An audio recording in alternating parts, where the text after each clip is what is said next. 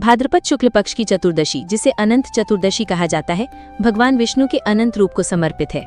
इस दिन गणेश प्रतिमाओं का विसर्जन भी किया जाता है।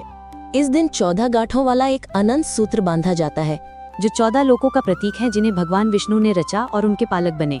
इन 14 लोकों के नाम है भूलोक, भूवलोक, स्वलोक, महलोक, जनलोक, तपोलोक, ब्रह्मलोक, अतल, वितल, सतल, रसातल, तलातल, महातल और पाताल लोक। इस दिन विष्णु जी को तुलसी दल युक्त खीर का भोग लगाने से सभी कष्ट दूर हो जाते हैं।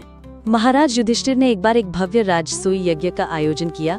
उस यज्ञ मंडप की बनावट इतनी अद्भुत थी कि जल और थल में भेद करना असंभव था।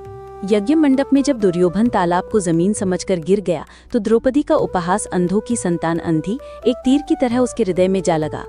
इस अपमान ने दुर्योधन के मन में द्वेष की आग जला दी, जिसकी परिणति पांडवों को जुए में हराकर 12 साल के वनवास के रूप में हुई।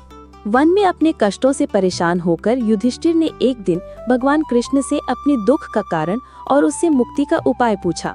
तब श्री कृष्ण ने उन्हें अनंत चतुर्दशी का व्रत करने की सलाह दी और एक कथा सुनाई। प्राचीन काल में सुमंत नाम की एक तपस्वी ब्राह्मण की सुशीला नाम की एक पुत्री थी, जिसका विवाह कौंडिन्य ऋषि से हुआ था। विवाह के बाद जब वे अपने आश्रम की ओर लौट रहे थे तो सुशीला ने कुछ स्त्रियों को एक विशेष पूजा करते देखा। यह अनंत चतुर्दशी का व्रत था।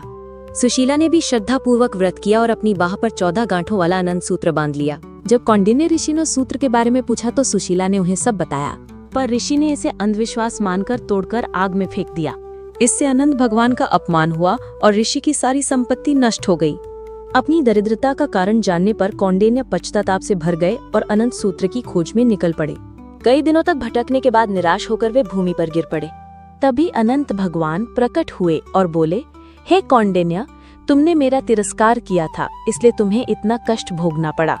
अब तुम पश्चाताप कर रहे हो, इसलिए मैं प्रसन्न हूँ। घर जाकर विधि पूर्वक 14 वर्षों तक अनंत व्रत करो, इसलिए तुम्हारे सारे दुख दूर हो जाएंगे। कौंडिन्य ने वैसा ही किया और उन्हें सारे क्लेशों से मुक्ति मिल गई। ये कथा सुनकर युधिष्ठिर ने भी अनंत भगवान का व्रत किया।